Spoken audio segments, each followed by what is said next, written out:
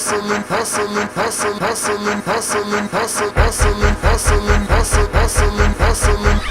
good, y'all? Welcome to another episode of the Muscle Hustle Podcast. Make sure to follow us at the Muscle Hustle Podcast on IG. I appreciate y'all for tuning in. I wanted to piggyback on another episode with my homie and really just kind of get a little bit more in tune, a little bit more in depth with him a little bit. Solo, Mr. Solo Ward. What's right? up? Legged Savage, you know what I mean? You know, Appreciate you sticking through. I really just wanted to chop it up with you, you know? You're my homie. Really just wanted to kind of get a little bit more in depth with you. You know, we kind of keep things, I mean, we don't keep it as surfaced as what people think, but for the most part, we're not always clowning. We definitely make sure we keep in touch with each other. Spiritually, mentally, everything, you know what I mean? And so I kind of wanted that to resonate towards the audience and kind of let them know a little bit more about you. Yeah. You the person, Mr. Solomon Ward. The government official. The government official. Oh my okay? gosh. Oh my God. But for the most part, you're born in Louisiana, right? What's the small town northeast corner of Louisiana named Rayville, Louisiana. Okay. Now how far is that from like Baton Rouge? I was about to say from Houston is 6.5 hours. From Baton Rouge, it's about a good 5. What's the main popular spot in Louisiana that everybody knows of for like Mardi Gras and stuff? Talking about what's the main popular spot? Yeah. Like Mardi Gras. Yeah, but what's that area called? That's New Orleans. New Orleans. Okay. Yeah, okay. yeah. So how far is that from New Orleans? Ooh, about 5.5. So it's just Louisiana is just as big as like Texas in a sense, or probably like a part of Texas. In a sense, okay. Depending on routes you go and stuff like that. But it's a pretty good distance apart. And growing up in that small town, why are you looking at me like that? Tough. Really? Tough. What's tough? Because I mean, you know, for the most part, I'm from the tri-state area, and what people resonate as tough is based off of what they see on TV. True. You know what I'm saying? True. I'm from Jersey. I'm from Newark. Everybody who associates me for You from where? Newark. Okay. You tried it. Yeah. Everybody automatically puts that to me boosting cars. You know what I'm saying? Brick City. We know for joyrides. We don't do that no more. We have day parties now. So like that's not what it's about. But for the most part, like tell us a little bit about your small town. Like So my small town, born in Rayville, Louisiana, there's a small town inside of Rayville. Rayville is like the place that everybody would know if you were from Louisiana. okay. But the biggest city next to me is Monroe, Louisiana. Okay. That's where University of Louisiana, Monroe is, stuff like that. So my small town, like the actual neighborhood is called Delco, Louisiana. Okay. So Sound country. super, it's country and country. Yeah. Like country and country. Like skin tone country, I'm saying. Okay. So black and white country, you know Gotcha. what I'm saying? So my street is probably about like the start of my street to where I live at and the little past, probably like a mile long. In that mile is nothing but black people on my street. Okay, past my street is nothing but white people. Okay, in my area, if you go laterally across, all the way across, is black people. If you go, I want to say, if you go east to west, black people. If you go north to south, is white people. So it's really segregated. Very segregated. Okay. So, you know, growing up in that area. To the point where like they not accepting folks like it. What's crazy is growing up in that area, I never really understood around the world why racism was so strong as I got earlier. And then I began to realize and remember like, oh, that's what was going on when I was little. I see. Oh, these things what was going on. You know, my great-grandmother, she passed away at 99 years old. She lived with us till, you know, she passed away. And she would always tell me these stories because she was a slave. So she had her slashes and all that on her back and stuff like that. So I actually got a chance to experience a slave life. You get what I'm saying? So she had Alzheimer's when she passed, so she would recall a lot of moments. And, you know, growing up in that area, you never put one and one together when it comes to, oh, that's why they treated me that way. I see. But it never broke my character. You know what I'm saying? It always, it never broke my dad. I saw my dad maybe get mad once or twice about a racist type thing, but my dad handled his own. Handle his family, so it wasn't no pressure on his side. So yeah. And then when did you move to Houston? I moved to Houston, like or Texas for that matter, because Texas is big. It ain't yeah, just Texas Houston. is huge. 7 years ago, maybe 7, 8 years ago. Okay, so you were in Louisiana the whole time. My whole life, Okay, whole life. And then, moved here about 7, 8 years ago, and still go back and forth between Houston and Louisiana as far as like. What brought you here? What brought me here was the last time I was completely staying in Louisiana. I had a roommate by the name of Dan Rue, Dancing Dan on Instagram. If y'all know him, he's on Wild 'N Out. It's the white guy on Wild 'N Out with the big beard, Dancing Dan. We were roomies back in the day. That explains why you gravitate towards a lot of people that dance. Yeah. That's he was my Bible for real. Dan held everything together. So we ended up going out one night, and after we went out, man, we went to IHOP, and it was me, Dan, and my other best friend named Marcel. We were all sitting at the table talking and laughing. I'm talking about cutting up. Marcel dropped me and Dan off at my spot, and then Marcel left and went home. And then next morning woke up to everybody thinking all three of us was dead, because they saw a truck that looked like a truck that we were in, and they thought we were all dead. Come to find out, it was my best friend Marcel. So he went head-on collision with the pastor and killed both of them right there. Wow. So I literally was like, you know what? That's one major sign. Get out. Get out. So I left. Was in Houston for about. You know anybody in Houston when you moved? Well, what's crazy is I have a lot of family in Houston. Really? So okay. Family in Houston, New York, Cali, Utah, Jersey, Chicago. I have family all over the world. You know what I'm saying? My great-grandmother had 13 kids, 14, and one of her kids had like 26 kids. Well, she was after it? Huh? She's like, no, go ahead. Yeah, for real. No, but left Louisiana, moved to Houston. Was in Houston for like a couple of months. Like, you know what? I ain't doing this. You know, these people out here say door, I say dough. You know what I'm saying? We say four, they say four, stuff like that. So ended up going back to Louisiana, and I was there for that weekend. And that weekend we were riding motorcycles, and one of my buddies went off the side of the road and flipped and hit a tree. And the motorcycle came up behind him and hit him and cut his leg off. And we had to push his intestine, like his inside back up in him. And I was like, you know what? I was like, this is a major sign that, look, either leave now or the result is you're next. So once I came back here the second time, I was like, you know what? It's a wrap. Stay. It's a wrap. Yeah. I'm going to make it work. Whatever. It was just. Talk about signs. Yeah. Major signs. Major signs. And so since you've been here, your focal point has really just been, as far as career-wise, it's really just been training? Or how did you fall into this? I mean, it's more than a career in my perspective, looking at from the outside in, because you're a little bit more than just a trainer to a lot of people. You know what I'm saying? So I have a very broad background with it. You know, for one, I never wanted to be a trainer. Okay. Just like they tell me, oh, Solomon, you have a call in the church and on the pulpit. I hate when they say that, because I'm like, man, I don't want to be on the pulpit. Like that ain't my vibe, ain't my stilo. You know what I'm saying? Ain't none of that. No, but not realizing like you don't have to be in church you don't have to be in church on the pulpit to have a following, to bless people, to have to minister. Like you don't have to be there. You can be in the gym. Facts. So the church is not the actual building. You know what I'm saying? The church is the people, and you make up the church. So in that sense, I have a broad background with who I am as far as like what led me to training. And I didn't want to be a trainer. Honestly, I was like, you know what? I'm just going to train, try to get back to the league, and that's it. That's all I want to do. And the guy I mentioned earlier, Courtney Brooks, he was like, man, take this right here, what you're learning, and give it back, and ended up training. You said training to get back to the league. What league are you talking about? NFL. Okay. So, I wanted to go to the league and go back to the league and, trying to dominate. Just wanted to put my name out there. That's all I got left. And I ended up flipping it and becoming a trainer. And after I became a trainer, I was like, man, like this is way more like this is amazing. Mm-hmm. Meet people, help help you in bigger ways than you can even imagine. And just becoming out, I'm talking about to see a result from not only physically, but mentally, see people grow as far as like your communities, but the Black community as well. That was major to me. So I was like, man, you know what, Courtney, man, forget that. Like, let's do this. So that's what we did. And so how long have you been training?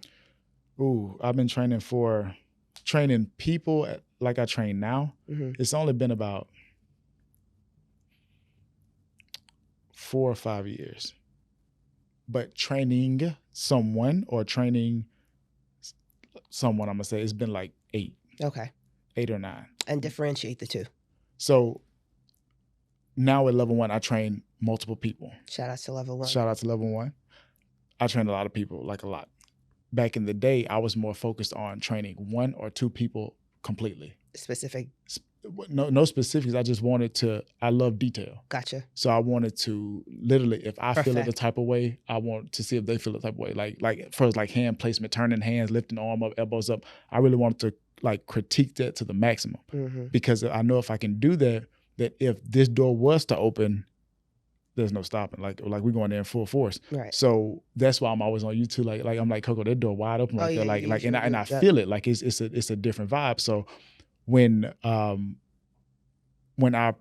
not perfected, but when I became very acquainted with what I was doing, when training 1 person, then I went up to 2. And then after that, God was like, look, it's your time. Just go do it. Just go do it. And then Hassan came through, and a couple more people, Beast Buns came through. You know my man's Hassan. Yeah. Right. Shout out to Hassan with SBM. Yeah. So anytime you say Hawk, I'll be like, yeah. Okay. So you met Hassan, and what, you trained with him? Yeah. So my first show I did, I was under Stephen Marino, which was amazing coach. My first 2 shows I did under Stephen Marino. After the wreck, I was planning on getting back into competing, right? So Hassan and Amber were like the first people that came to the hospital. Amber. First people that came to the hospital. When they came to the hospital, even before the hospital, before the wreck, stuff like that, Hassan was always there, always in my pocket, always there. He never let me go like a week without sending me some type of inspirational quote. So I was like, man, this Pop's for real. And so, and Amber was always there helping me with my posing, helping me like pump up backstage, stuff like that. She was always right there. So when they came to the hospital, I'm like, man, this is another sign. Like, like just gravitate and just vibe with him, because obviously Hassan is from, and he's in Houston. So in that sense, I'm like, man, like he have to have a story. Yeah. Like there is no way he come from that far and not have a story. So we're going to go back to Hassan. Yeah. Let's talk about this wreck. Yeah. So with my wreck, it was March, I think like March the 15th. I forgot the year, 2015, 16, somewhere around there. Recent, yeah.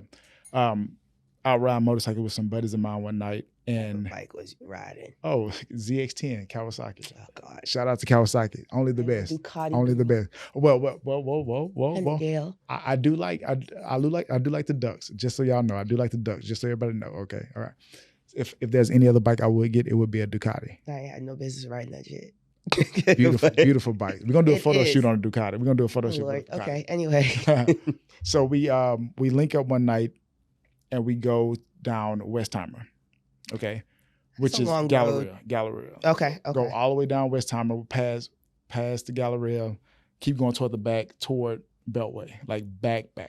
Not toward the gym, opposite away from the gym. Got it. Okay. You have to give me signs. Everything's on Google for me. That's me. Yeah. And so when we got toward the back of Westheimer, we met up with this big crew, big bike crew. I'm talking about like literally 60 plus bikes. I've only met one out here, but is there a lot? There's a lot of bikers out here. Oh my gosh! Okay. Every Wednesday night, PP1. Old bike crew I was with. We only came down here once with them, and but y'all cut up though. Y'all cut up on the things. Y'all cut up. Y'all take over street tape. So we get on. We meet up with them, sit in the parking lot for a minute, then we leave there and we go to I-10 in Bunker Hill, which is over by like a Best Buy and it's like a Home Depot, Lowe's, whatever that is over there. Because Texas 2K is in town. It's one of the biggest worldwide car shows, 200,000 plus cars coming to Houston. It's coming up this March. They take over Houston. They take over all the streets. Cool. It's major. My friend Fat Cat ran out a lane at the airport and they drag race the airport all day long. Oh, wow. And then at night, they take over the streets. So it's about 10 o'clock, 11 o'clock. And we're leaving this parking lot and we're getting on to I-10 to head deeper into Katy. Okay. So Katy is west I-10 west, headed deeper that way. When we get on, me and one of my friends, we're up front leading the whole pack and everybody staggered behind us. So as we merge on the I-10, we get over in the fast lane and everybody else lining up. Boom, boom, boom, boom. So we speed up a little bit, go about a fourth of a mile ahead of everybody just to break over and get in the slow lane so we can exit because he wanted to make a U-turn and come back to Houston. He wanted to see cars. And I want to see the Bugatti because they brought 2 Bugattis to Houston that year. So as we're getting ready to exit, he raised up the visor and he was like, hey, man, let's make a U-turn, take everybody back into Houston so we can meet up at a hotel so we can see all the cars. I'm like, bet. He was like, I want to get this whole ride on my GoPro. I was like, cool. So he reached over and turned the GoPro on, and we're slowed down. At this time, we're going like 10 or 12 miles per hour because we're talking across from each other. Okay. And we can hear each other talk. Everybody behind us is breaking over. Breaking off, yeah. So he turned his GoPro on and he pulled his visor down. He's like, all right, cool. Shift up to second gear. He shift up to second gear. And when he shift up to second, like I can look through his visor and see his face. His eyes are huge, like massive. So I'm like, either something's coming or something's wrong with him, like one or the other. And he was like, I remember before the wreck, he was telling me, he was like, yeah, man, you know, he got one of the fastest ZX10s in Houston. So I was like, I got the fast ZX10. Like that ain't no, like that's cap, you capping right now. So when I look in his helmet, his eyes are huge. And I'm like, I know you don't want to race right now, like on this U-turn. Like, no. Like you think he was like trying to come for you. Yeah, I'm like, what's going on? And then all of a sudden I can hear something coming, but I didn't know which way it was coming from. So I can hear this bike like piercing by, like behind me, like I'm talking about moving. And next thing I know, I was like, well, you know what? Don't move. Whoever it is, they can either go around you or stay to the outside, like you're good. Right.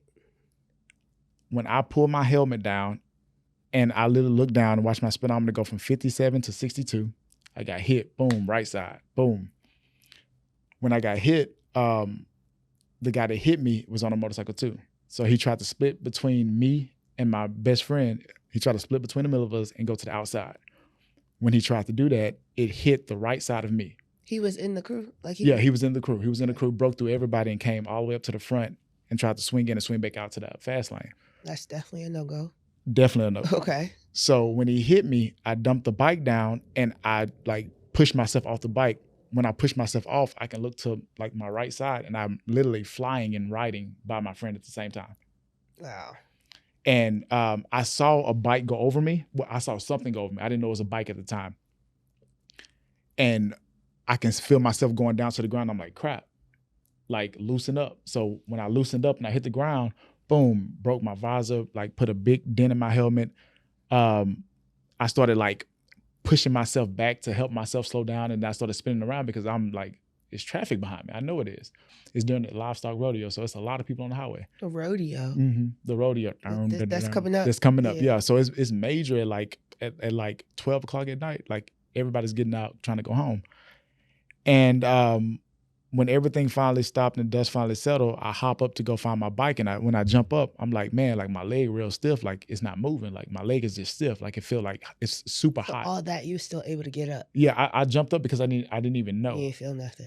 It was like my leg was so hot, like somebody took it and put it in I'm talking about a pot of just that's crazy burning water with like fire around, like just sitting it in there. Jeez. And so I'm like, man, like either a rod broke on my bike and went through my leg, or the chain snapped and hit the back of my So I'm thinking all these things. And one of my other buddies run up and he look at me, he's like, and I'm like, bro, something wrong? Because I haven't looked down yet. That's his reaction. And so he was like, bro, I'm not going to tell you. I was like, you can tell me because I mean, whatever it is, there's nothing I can do about it. We just got to either get me to the hospital or chill out, one or the other. And he was like, he looked at me and he was like, bro, your leg gone. I was like, stop playing. Literally, I'm talking to him just like this. Just like this. Don't even realize. To this day, he would tell you this. I'm talking to him just like this. And so I looked down and my shoes gone and my pants are like torn, but they're not like, nothing's like crazy. And I was like, bro, come take my helmet off real quick so I can like look. Because my arm, when I try to take my helmet off, my hand was like hitting my face. Numb. Because I broke my arm. And so he was like, bro, if I take your helmet off, like you can die. And I was like, well, if I die, I was like, I promise I won't come hunt you. He was like, oh, you good. So he came down, took the helmet off. When he took the helmet off, I Still looked down. making jokes in the midst of all this. All of it, because I don't like when people be like panic. It's just a weird vibe. And so he took the helmet off, and I finally looked down, and I realized I was like, man, my leg really is gone.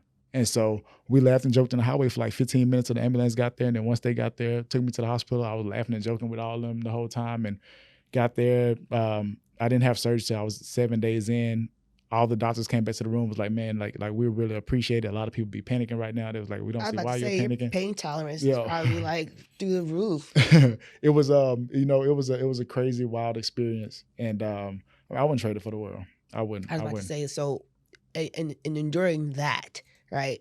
The aftermath as well too. How would you say that this actually shaped your life now? You know what's crazy is I know that it wasn't for me at the time. Like the wreck, I didn't see it until like 2 or 3 years later. I have a good buddy of mine named Xavier. He lives in North Houston. Me and Ken were in Pittsburgh at the Pittsburgh Pro, and they called me and told me my boy X had a wreck. And when X had a wreck, he almost died. So it was a different hit. But X would be at home practicing how to take a shower on one leg. So he was practicing for it before it even happened. He didn't even know, like, he was joking with me and joking to me about a lot of things that was going on. And he'd be like, I'd be like, man, let's go out there and race cars. He'd be like, nigga, let's race on feet. So I was like, I bet. So he would always keep me happy and joyous. Like, he never took it easy on me. Like, oh, bro, like, oh, we finna go out here, go to Walmart. Man, we ain't taking you in a wheelchair. Like, he's that type of person, like, he is just X, you know what I'm saying? So he never cut a corner, never took it easy on me. And for that, I respect him majorly, because when he had this wreck, he couldn't remember nobody until the day I walked in the hospital. He was in the hospital like 3 days until I made it back. He remembered me, like, literally when I walked in, he looked over at me, and then he looked back, and he looked back in. He was like, man, that's the boy I need to see right there. And since then, he's been on upscale. So I knew at the time my wreck was just for the people to see, but it was to pull him through when he had it. You actually said something, I don't know exactly somewhere, I must have been on another show, but you had mentioned something, quote me if I'm right, or correct me if I'm wrong, things that you endure, and you're talking about yourself personally, things that you endure is not necessarily for you, but it's actually for preparation for others. In a sense, you said something along that statement. So it's like my life is not my own. Like, so I was saying that the things I go through in life, I already know it's not for me. So I'm the test dummy for that era. Because God know you can handle it. Same with you. Like, if God know you can handle something, he's gonna, like to say, he's not gonna put more on you than you can bear. So if God know you can handle, waking up every day at 5 o'clock a.m., he's gonna allow you to be able to do that, conquer that, and master that, despite everything you've been through, so that the next little girl that's coming through who has problems with waking up at that time, when she just so happened to catch your story, she has no excuse to do it. No excuse not to wake up at 5. Almost like a blueprint. So KRS-One, you know what that is? Yeah. So playing with me right now.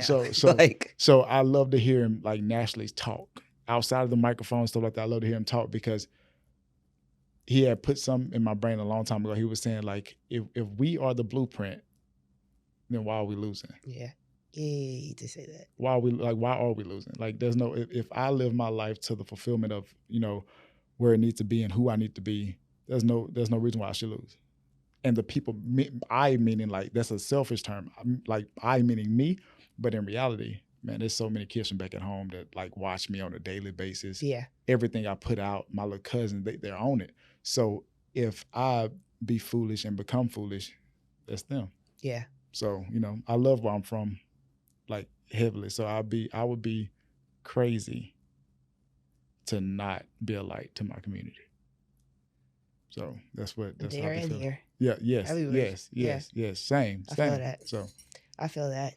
Okay, so going through that life change, and being able to adapt and continue on and really just kind of truly be a testament to others, just going through what it is that you went through and shaping you the way that it's done thus far, right?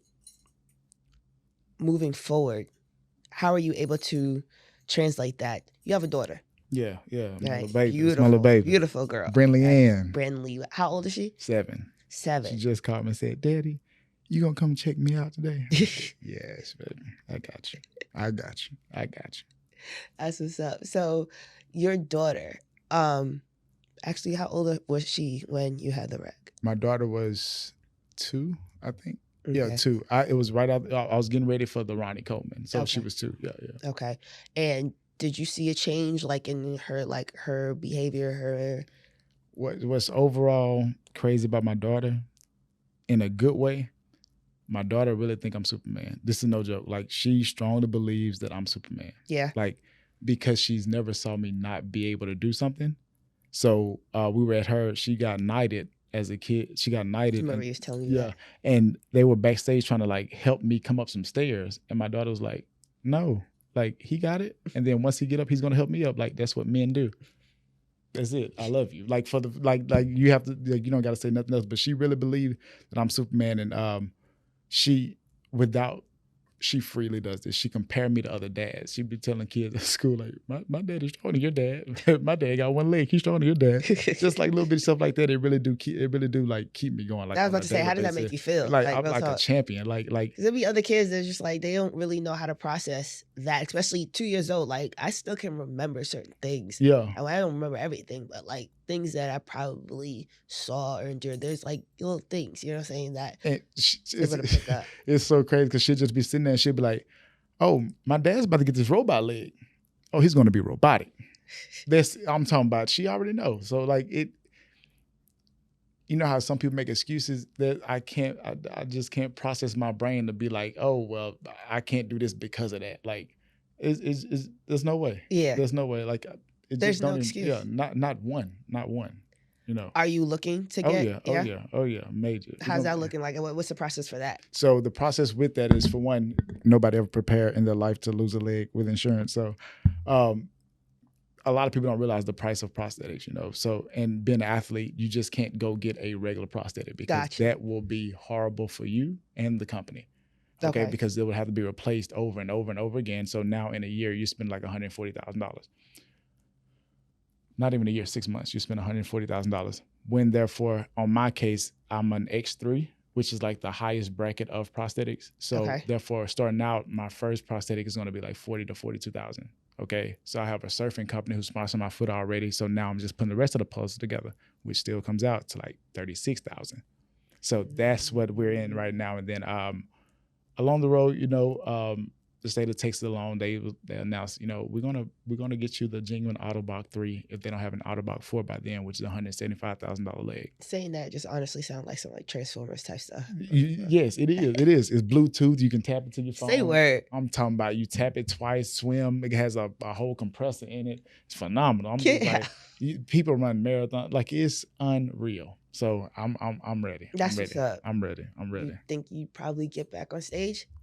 You know, when I come back, When I come back, it's y'all pressure. hear that? It's pressure. I'm telling y'all, it's pressure. It's straight pressure. But yeah, I will. Yeah. I will. I mean, seeing what everything has transpired thus far between then and now. Yeah. Is that something that even remotely, like? Oh yeah, I'm definitely. When I get a prosthetic, I'm definitely getting back on stage. That's what's up. There's no ifs, ands, or buts about it. Cool. Nothing. Guess I know who I'm coaching. Oh yeah. And literally, before she even said that, beginning of the year on my vision board, I wrote that down. Say word. Dead serious. Lies. Dead serious. I need to see it. Proof. I got you. That's what's up. So what's coming up next? Like, what else you got going on for you? Coming up next is, a new season, everything like that. So as far as like life or just both. Coming up next, just getting more so behind my brand, as far as like the King Solomon thing, pushing it to the maximum as far as like open up every door and opportunity for it. I don't want it to just be like an athletic wear and stuff like that. I want the brand to be like multicultural in ways of like fitness, motivational speaking / inspirational speaking. Basically representation of what you do on a regular basis. Yes. And you know, I really want to get involved with, you know, a lot more involved with kids, as far as like kids with cancer and stuff like that. Just a different life, different lifestyle, you know. Why cancer? I had a brother that passed away of leukemia. Okay. So, you know, getting involved with that and outside appearances, as far as like, you know, fitness wise and at the gym, stuff like that. I just plan on just creating more people with a stronger mentality and the unstoppable mentality, being undeniable in every area and actually believing in themselves to the point where they don't have to rely on anyone. But if they were to, it's a different rely, like you rely on them in the form of, I know you can strengthen me. Just creating more people of that mindset and stuff like that. So, yeah. That's what's up. Yeah, you know it. King Solomon. The king. The first, third, second, whatever. You know how I do it. I appreciate you coming through. Oh yeah. Appreciate you sticking through and really just kind of like chopping it up with me and, just kind of getting to know you a little bit more for my new audience as well. So I appreciate that. But big shout out to Coco, y'all. Big shout out. Major shout out. Shout out. No, but yeah, we got some work to do, Sella. Oh yeah, I'm with it. Just so y'all, hands down, anything you want, I'm there for it. Hands down. Facts. Hands down. Let's go. Hands down.